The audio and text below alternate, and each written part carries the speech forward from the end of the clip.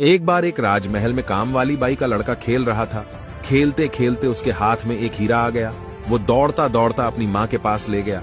माँ ने देखा और समझ गई कि ये हीरा है, तो उसने झूठ मूठ बच्चे को कहा कि ये तो कांच का टुकड़ा है, और उसने उस हीरे को महल के बाहर फेंक दिया। और थोड़ी देर के बाद वो बाहर से हीरा उठाकर चली गई और उसने उस हीरे को एक सोनार को दिखाया। सोनार ने भी यही कहा, ये तो कांच का टुकड़ा है, और उसने भी बाहर फेंक दिया। वो औरत वहां से चली गई। बाद में उस सोनार ने वो हीरा उठा लिया और जौहरी के पास गया, और जौहरी को पता चल गया कि ये तो एक नायाब हीरा है, और उसकी नीयत बिगड़ गई। और उसने भी सोनार को कहा कि ये तो कांच का टुकड़ा है, और उसने उठा के हीरे को बाहर फेंक दिया, और बाहर गिरते ही वो हीरा टूटकर बिखर गया। एक आदमी इस पूरे वाकये को देख रहा था। उसने जाके हीरे को पूछा, जब तुम्हें 2 बार फेंका गया तब नहीं टूटे, और तीसरी बार क्यों टूट गए?